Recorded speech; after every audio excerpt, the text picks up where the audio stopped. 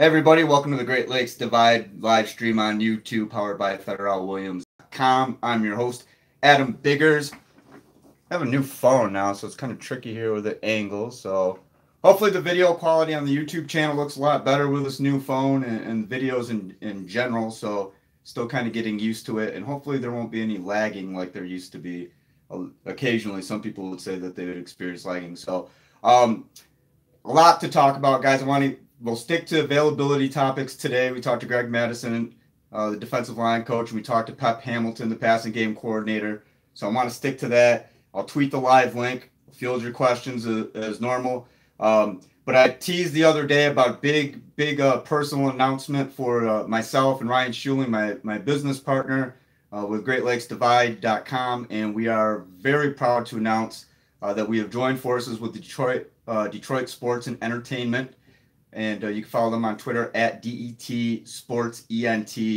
And basically, we are going to become the home for their college coverage. I'm sure probably a lot of you guys out there have heard of DSE before. So I want to thank the team over there, Derek Palmer and Dan Murphy, the owners, Mark Phillips, our finance guy and travel agent. Mark called me earlier today, has all the travel plans booked for all the road games for Michigan football. So I'll be at every single game. In the past, I'd have to go to the bigger road games, but yeah, every single game now, and everything is absolutely lovely. So follow them on Twitter at DET Sports ENT. Listen to the podcast Ryan Schuling and I recorded last night, and that's on. We have a new podcast tab on the Great Lakes Divide site. We're still cranking out the iTunes thing. There's like a tech issue, and it's just been causing a headache, but we have the podcast tab now on GreatLakesDivide.com, so check that out. Ryan and I kind of go in detail how this whole thing came about, guys, and it's really cool for me. DSE put out a release, and we tweeted it. I'll tweet out the link again, and it's a great feeling knowing that everything that you thought that you wanted in terms of the ability to provide coverage, and now you have everything at your fingertips. So I'm very excited, and I want to thank everybody who's read my stuff over the years, everybody who's followed me, and the same goes for Ryan as well. That it's really a big deal. So get to the questions here. It looks like this video's getting blurry. I got to work out the kinks with this camera here. You guys let me know about the picture quality or anything. Any more interviews this week? Alan Pinkney wants to know. Yes, I just posted Greg Mattison and Pep Hamilton interviews, and I just posted my column on why Michigan's defensive line has to take control Saturday. There's no ifs, ands, or buts. Friday, we're going to get into a full preview, and at 6:25 Eastern today, I'll be on WSBT Radio in South Bend talking about Michigan with Sean Stiers, who covers Notre Dame. So if you guys didn't get enough of me from this live stream, and then if you listen to the podcast, if you want to hear me talk about some more Michigan football, please tune into that. So I'm going to tweet this live link. I see the questions here. Kind of lengthy with the intro today, but I wanted to keep everybody up to date what was going on with Great Lakes Divide, because I've been telling you guys, hey, there's something big around the corner, and I was excited, and I wanted to make sure we had dotted all the I's, crossed all the T's, make sure everything was good to go, and yeah, so it is. It's a great day for Great Lakes Divide, and again, I want to thank FederalWilliams.com for being the Great Lakes Divide podcast and the live stream title sponsor. So check out FederalWilliams.com, experts in real estate in the Greater Lansing area with a heavy concentration on Okemos, Hazlitt areas, and go on the website. You can actually search specific neighborhoods. It's a really cool feature. You can search specific neighborhoods for where you're looking, and by zip code or street address or anything like that. And there's also a lot of featured properties on there. So for purchase and rental. So check out FederalWilliams.com if you're in the market for a new home in the Greater Lansing area.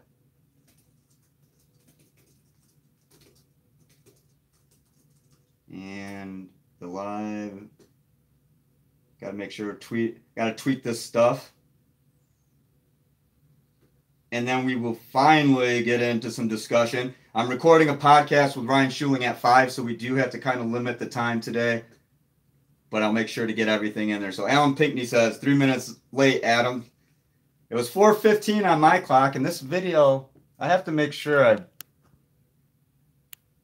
don't know if anybody else is experiencing that. Gotta make sure it's... Yeah, there we go. Hopefully that's right. Okay, so, and any more interviews? Alan, yes, with Mattison. Drew 48. Why won't Pep name the backup quarterback? I thought that was kind of funny, too. It's Brandon Peters. Jim Harbaugh has already said that publicly, so I don't know. Brett R says, hello, Adam. And Brian Phelps says, congrats on the new opportunity. Appreciate it, Brian. Thank you. Thank you for following, and thank you for reading over the years. I really appreciate it. What I don't appreciate, does it look like this is moving in and out for you guys? Because I feel like it's having trouble with the focus. If you guys have any questions, like I said, regarding today's availability with Greg Mattison and Pep Hamilton, and I am going to slam this phone up against the wall very shortly if it doesn't act right. Have to figure this out. It's a camera issue. Jacob Hunt wants to know how much of the new playbook will be RPO, shotguns, snaps for Shea. I mean, Jacob, I can't give you like a percentage, but I mean there are definitely new wrinkles added in there for Shea. People have asked, questions. How much is it going to change? And I mean, they're not going to tell us, okay, well, look, we're looking at doing, they're not going to just spill out the game plan and say, oh, well, by the way, here's the playbook. These are how many new plays. But I imagine that the catering to Shea, it'll be a fair amount because a lot of his strengths rely on improvisation. A lot of his strengths rely on his mobility. And obviously the RPO can enhance that. Shotgun obviously enhances that.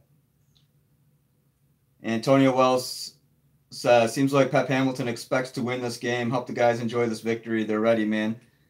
I thought if you guys caught the interview with Pep, it was pretty funny at the end. Everybody's showing more personality. And when I talk about, how there's a different feeling, I really feel that this year, I think part of it is, I mean, they're comfortable. They've seen a lot of our faces, there for years now. That's probably part of it. But I think also a big portion of it is just it's a noticeable difference in attitude. And I wrote about that a few days ago on GreatLakesDivide.com, so check that out. It's a new attitude. They had a players-only meeting prior to camp. They had a meeting after the Outback Bowl loss to South Carolina to kind of regather and figure out what's the plan moving into spring. So this kind of new renewed focus, I think, is really interesting, and I think that you can see it on the faces of a lot of people. I mean, Pep was pretty.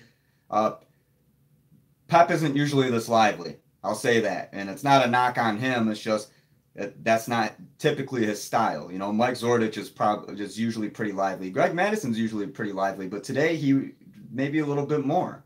And I mean, I think we've seen a little bit out of Jim Harbaugh, and I mean, it's really obvious with just about every player. I haven't, other than Shea Patterson, because he has that quiet confidence, and I wrote a column about this. Shea's kind of like the quiet storm. I likened it to one of my favorite songs ever, Quiet Storm by Mobb Deep. If you're a Mobb Deep fan, raise your hand. If you're not, then A, you don't like good rap or hip-hop. Maybe it's not your thing. Or B, you don't know about good rap. Or I don't know what else to say. If you don't like Mobb Deep, check them out. If rap's not your thing, then don't worry about it. But yeah, it's the kind of quiet storm mentality. Not a lot of talk, just go out there and do it. And Chase Winovich explained it pretty well. He said people make fun of him. They kind of laugh because he's amazed at some of the stuff that Patterson's able to do in practice. So it's and Shea does have that edge to him. I mean, it's not like he's ho-hum and head down and not motivating. He just knows when to turn it on and turn it off. He's not over the top with it.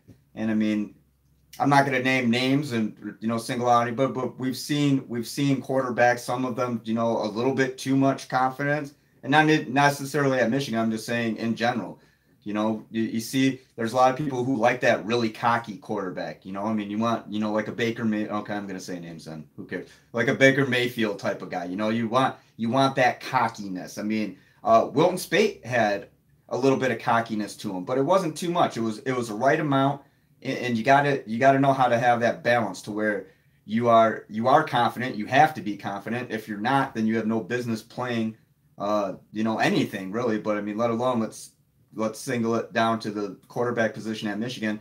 If you don't believe you're the man, then you're at the wrong school and you're playing the wrong position. So I mean, each one of these guys believes that they're the man because they've been told they were the man their whole life, and they all were the man. And then you get to Michigan and you meet, that's got a quarterback room right now with Dylan McCaffrey, Joe Milton, Brandon Peters, and Shea Patterson, who all these guys were the man. Now, you know what I mean? You got to will it down. And that's across the board at every position at, every big D1 football school. All these guys were the man just about, coming from their high school. So I think it's an interesting dynamic, not only with Shea, but just managing.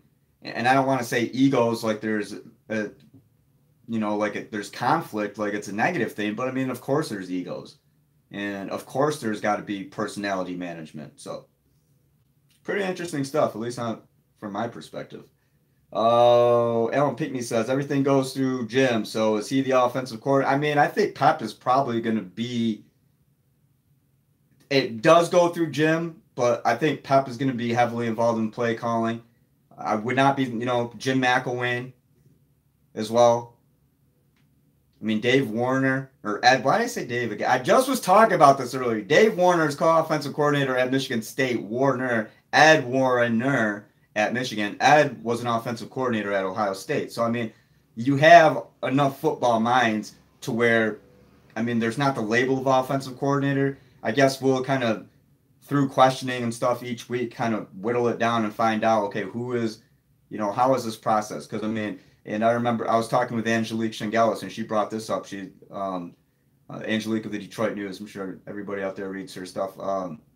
She was mentioning, how a lot of it, Jed Fish was a lot. And that's true. So, I mean, I assume that Pep Hamilton is going to be kind of, if he's not, I guess, de facto offensive coordinator, but at the end of the day, it still goes through Jim Harbaugh.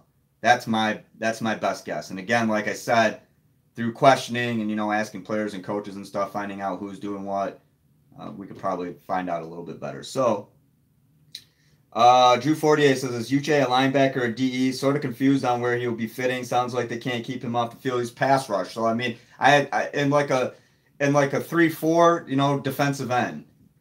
In a 4-3, I mean, he might come in at defensive end, but they're going to use him as a pass rush specialist specifically. So, I mean, I don't know if we want to throw like another hybrid term or something, but I mean, we've seen pass rush. You see a lot of guys in college football who line up at the DE and outside linebacker position, and I mean, in football in general. So that's going to be Josh Uche's kind of calling card this year, is the pass rush.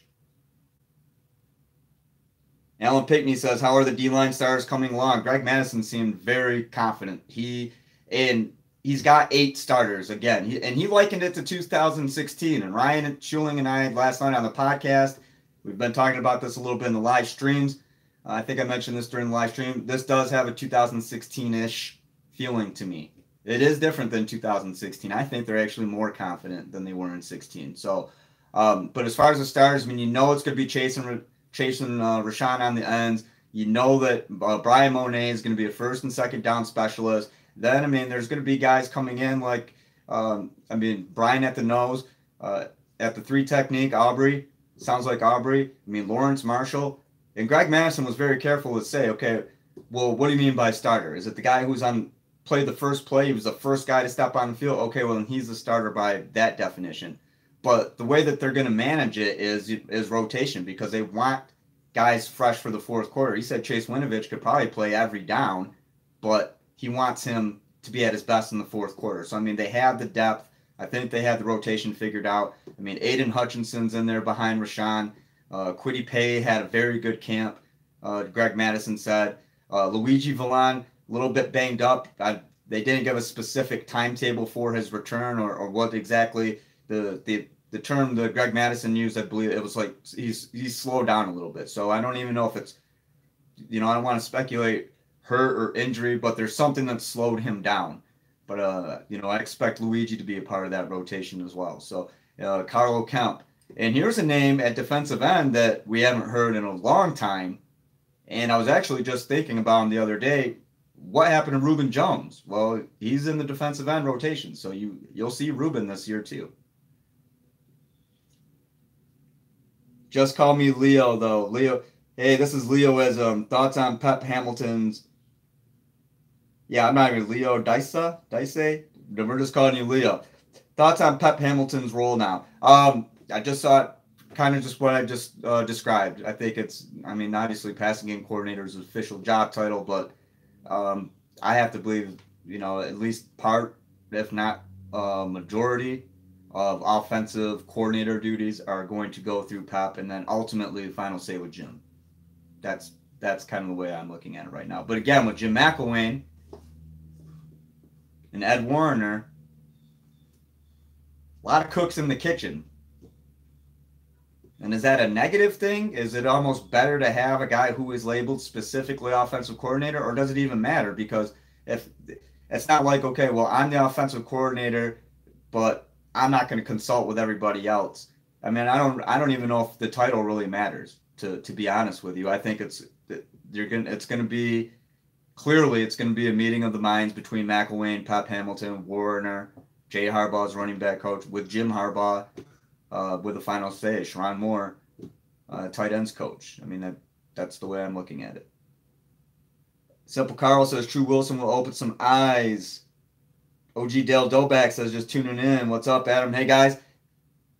Dale, how's it going?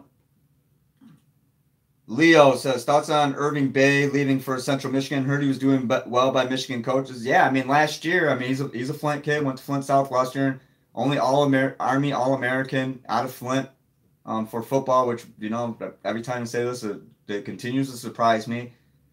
He was competing for a spot in the 2 deep last year. Jim Harbaugh specifically said that. So my thoughts are, I don't know his personal decision, but I think it's easy for us to go and look and say, look, well, you could have been a part of this depth, or maybe did he just simply get surpassed? And if he simply got surpassed, and they're saying, look, you might not see a lot of the field here, but then again, pardon me, last year that defensive line was pretty good, and he was competing for a spot in the 2 deep. So my thoughts on it, I'm torn. I'd like to know more details. OG Dale Doback says, do we know who will be starting at the nickel spot, or is that also a revolving door? I think that might be a little bit of a revolving door. Matt the Destroyer 2 says, I usually show up at the end. Finally, I was on time. Hey, Matt, how's it going? Thanks for joining. Leo, opinion on how Michigan should attack that Notre Dame defense. Get run stoppers and Coney Tilley and Dalen Hayes. How should they attack? Well, if I'm Notre Dame's defense, I'm thinking what is Shea Patterson going to do? Keep them guessing, I think, is probably the best way. With Shea, and I think Shea is an ideal quarterback for that if you want to, have the opposing defense play a guessing game. Sean Hull says, hey, Adam. Hey, Sean, how you doing? Angelica Campo says, hey, I made it. Hi, Adam. How much have I missed? Just about 18 minutes in, and I did mention in Angelica, I've got to record a podcast at 5 o'clock with Ryan Schuling, and then I'll be on WSBT Radio in South Bend at 6:25 Eastern. So I want to kind of wrap this up. We got to be done before 5, obviously, but I don't want to rush it either. So Adam Malney says, what's up with Casey Hughes? Haven't heard about him since he announced he was transferring to Michigan. He's been mentioned a little bit. I imagine might see some time in the safety rotation, probably special teams. Kevin Grulich says, not too confident in our O-line yet. I have to see it to believe it. Kevin, I'm kind of on that end as well.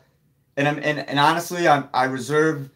You hear so much about Shea, but I want to see it to believe it too before I'm fully on the Shea train. And again, it's not a knock on Shea Patterson. He's coming off a knee injury, PCL. You know, I mean, he's played 10 games, 7 of which last year were incredible. I mean, just stat stuffers. We've talked about the interceptions. Maybe not all of them were his fault, but I mean, he's got 12 career interceptions. 9 of them came last year in 7 games, and he had like two games with 2 or more interceptions. So, but again, you know, we've talked about this a little bit. Ole Miss struggled. Is he forcing to try to make something happen because he's the only guy who can make something happen? You know, you have to take all that into account.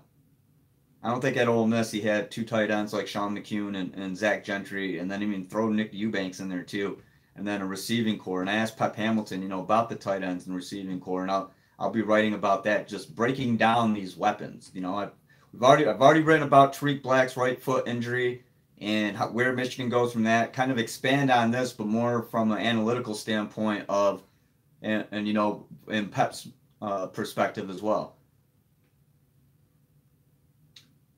Leo says, thoughts on Nico Collins, surprising or stumbling?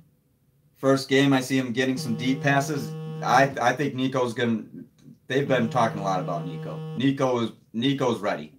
Nico's ready.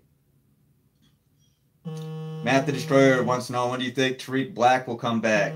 There's no timetable. I don't want to guess because I don't know the extent of his injury. Jim Harbaugh said the best is yet to come.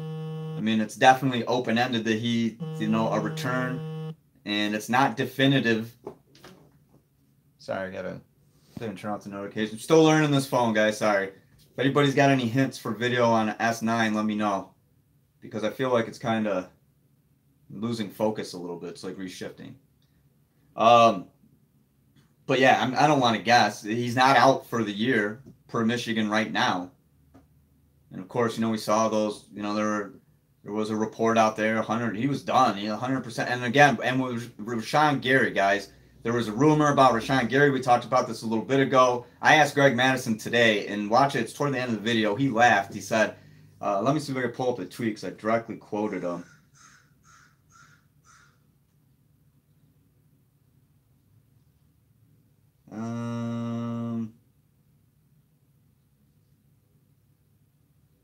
Someone just said, hey, whoever, is Notre Dame ready for the quiet storm? Hashtag lather up in the shea butter. I don't know. I'm not exactly sure what that means. Okay, this is exactly what Greg Mattison said about Rashawn Gary. He said, you watch, and he's looking at him, telling me, he's like, you watch and you tell me afterward how Rashawn does, okay? That's all I'll say on that. And he laughed. So, and again, I told you guys it was a very minor shoulder ding. You know, there was rumors flying. He's not going to play against Notre Dame, or is he going to be out for an extended period of time? And that's not the case. Not the case. DJS, hey Adam, what have you heard about the punting system? They don't have there's not a top punter, which is kind of trying to refocus that here. Will Hart, Brad Robbins. I'm leaning toward Brad Robbins, but for Will Hart, man, I'm not saying it's not important, but I guess we'll see when we see. Leo says, heard good things about Ronnie Bell. He'll be needed more than ever now. Yep, they've been talking about Ronnie for sure. Adam, I saw Mike McCray at the open practice. 5th EO. What do you mean by that, Angelica? Adam, so open practice, 5th EO. He's helping at Michigan. He retired from football, unfortunately. He had to retire from the game, but he is helping at Michigan.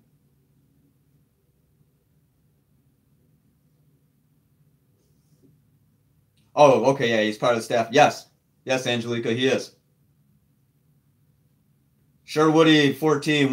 When is your official prediction, or have you already made it? Fridays, guys. Every week will be the official prediction. I mean, I have it in my head, but for the sake of keeping it onto the schedule, you know, Friday, I have to have something to talk about on Friday, right? There's no availability. We have to have some topic. So we could sit around during the live stream for a little while and argue. Or friendly debate. I've been really into the air quote thing lately. I don't know why. DJS, any truth to the kicking struggles with Notre Dame? Again, that's not anything that I can confirm. And I explained this to you guys. you know, in the past, I know, like, I mean, people hear things, right? And I mean, you might be a student at Michigan and you see, oh, wow, this player just fell down and broke his ankle. And then, uh, you know, he fell down the stairs and broke his ankle. And then you know, you tweet it. And I mean, that might be true, right? I mean, you saw it happen. But I can't hop on that and go, oh, wow, hey, you know, John Smith just broke his ankle, the quarterback, and he's done. I can't do it. I have to go through certain channels and confirm that. And I'm not saying that that's not true. And I mean, yeah, like non-media people get information all the time and put it on message boards, and you know, some of it's some people just start rumors. Some of it's I heard it from a guy who said he was at practice and his roommate saw it, or you know, things like that. So I can't personally confirm anything about Quinn Nordin struggling. Have I heard that?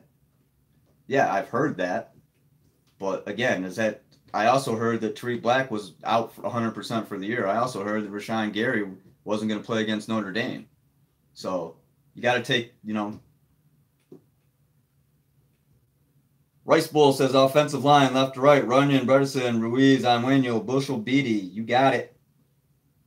Brian Phelps said a limo driver told me. Well, he heard it from my cousin's boyfriend, and his sister's father actually was the one who saw that. So, I mean, I don't know. Would that be my sister's cousin and her sister? Would that be both of their dads? I'm trying to think here. And again, guys, sorry, trying to get used to this new phone here. Leo says, last question from me. Any word on who's starting Mike linebacker is? I'm hoping for Ross just because of his youth and potential whenever Devin Bush leaving. Devin Gill. Devin Gill's taking over Mike McCray's old spot. Josh Ross will be in there too. I think we'll see some Jordan Anthony. See some Drew Singleton. Heard Drew mention a little bit. Not so much with Jordan, but we've heard Drew mention a little bit. Devin does play Mike and Will. He was cross-training, but I think he wanted to know Mike McCray's replacement. Yeah, Devin's the Mike, but Mike McCray's replacement will be Devin Gill. DJ S says, Save Ferris D. Save Ferris? Isn't that a band? Save Ferris? Like an emo band? If you remember the Save Ferris campaign from Ferris Bueller's Day Off, one of my favorite movies ever. Rice Bowl says, doesn't seem like the coaches and players are confident in their ability to win, almost like they see it as a game. I don't know, Rice Bowl. I don't pick up that vibe at all. In fact, I pick up a very different vibe. What leads you to believe that? CJ Mike, any word on Donovan Jeter? I haven't really heard anything about Donovan. I think he's on the outside looking in when it comes to those top 8, 9 defensive ends.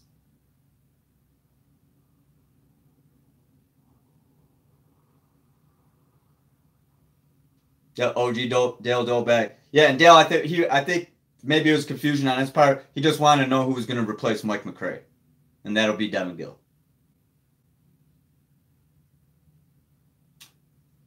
Going on 29 minutes, guys. Leo says, sorry, that is a good question. What question? What's your feel this week from talking to players and coaches, Adam? Oh, Rice Bowl. Yeah, in response to Rice Bowl's, I think it's the opposite. I mean, if you don't watch these videos, and I mean, watch Chase Winovich. I mean, Chris Evans was very confident.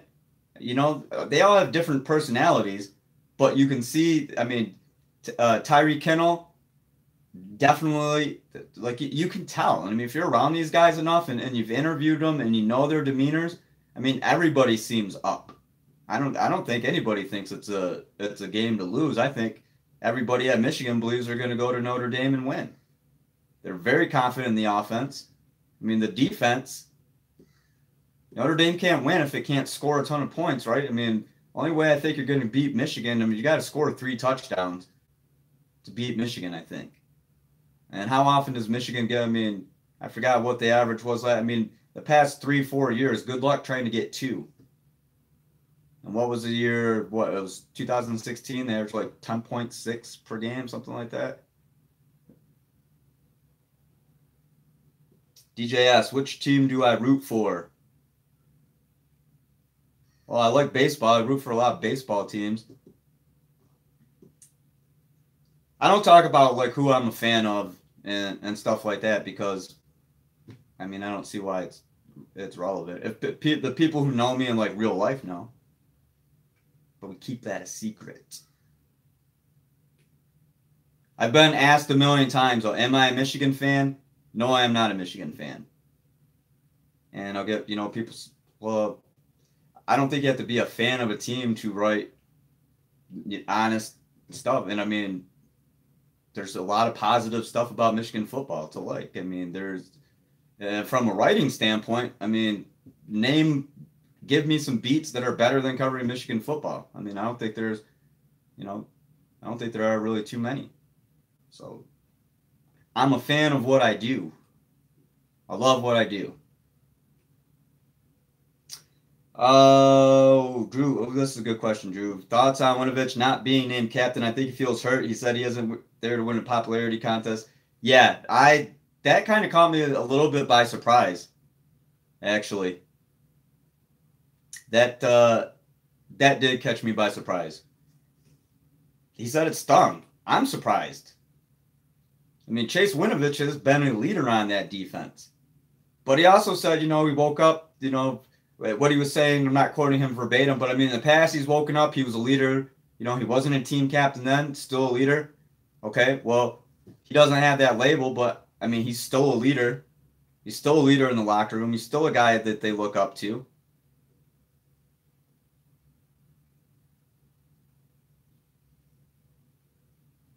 Whitney Jackson says, what do you think about Ambry Thomas playing offense? Maybe jet sweep since McDoom is gone. That's not a bad idea.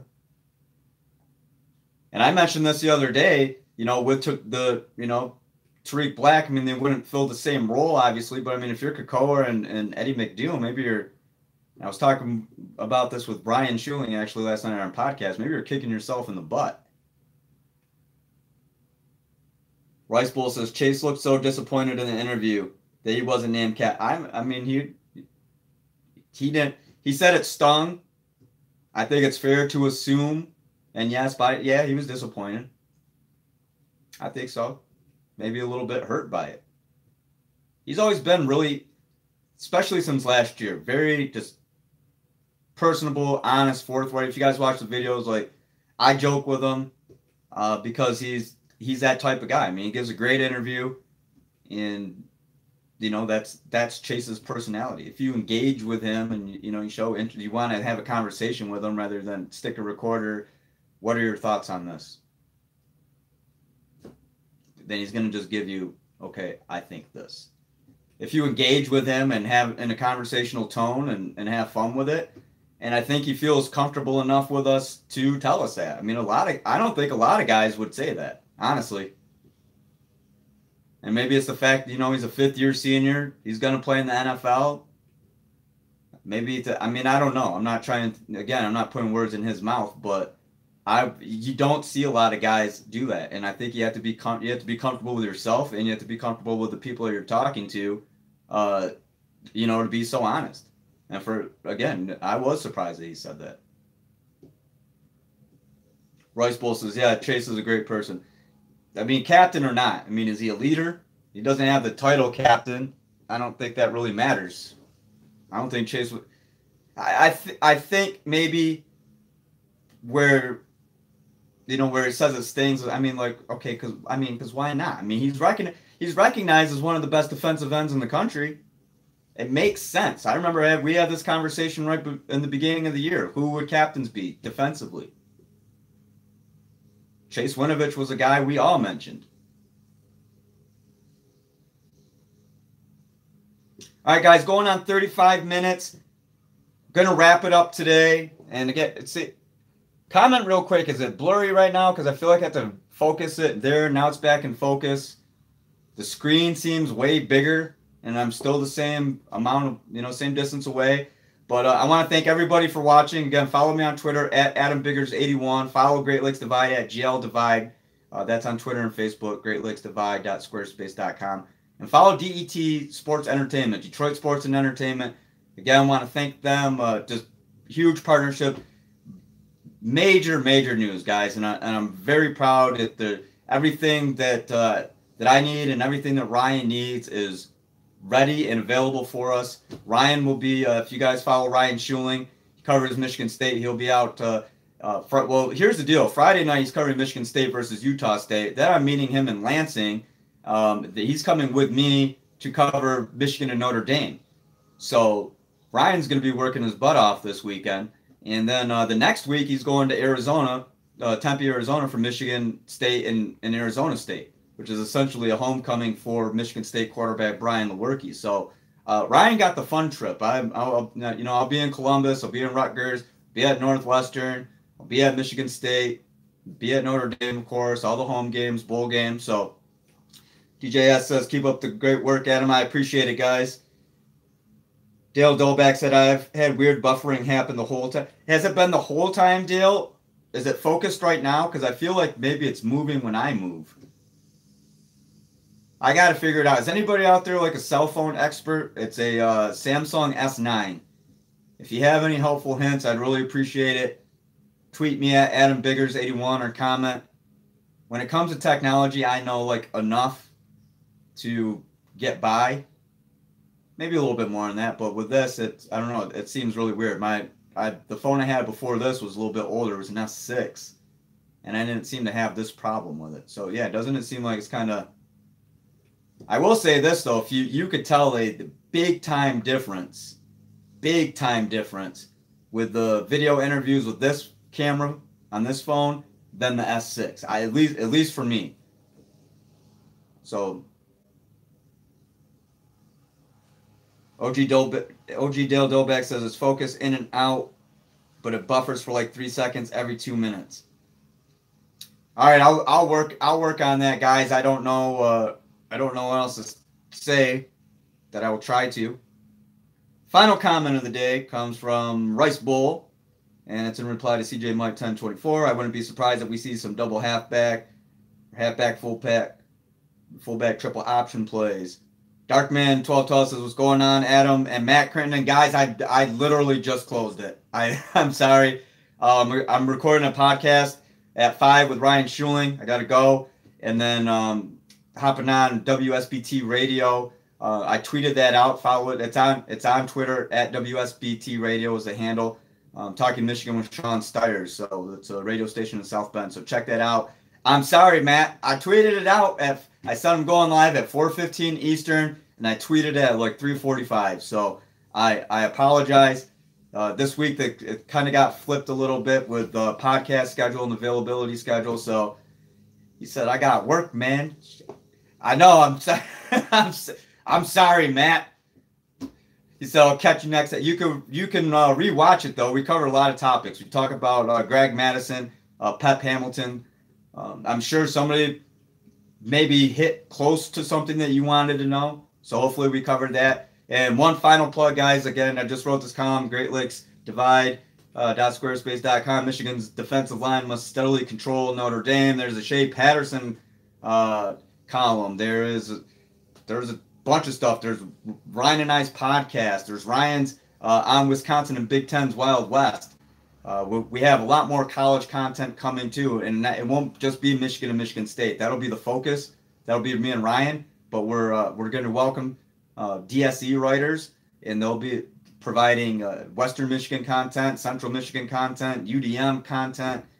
So I mean those schools are important too, especially in Michigan, and so we're really happy to be able to expand the coverage to that. So. Again, guys, thanks again for watching. I apologize. It's kind of short, even though it's 40 minutes. But I'll have another one Friday between 11 a.m. and noon Eastern time. So if you guys tweet me, all the regulars, I want to try to. I'm flexible Friday mornings. So if noon is best, like, people have lunch hour then or 11, I'll try to angle it around that. So. And Rice Bowl says later, can't wait to watch college football games. Yes, tomorrow night, first games. All right, guys, thanks a lot. I'll post some more stuff. I have more written content on the way, and appreciate you stopping in. Thanks a lot. Talk to you Friday.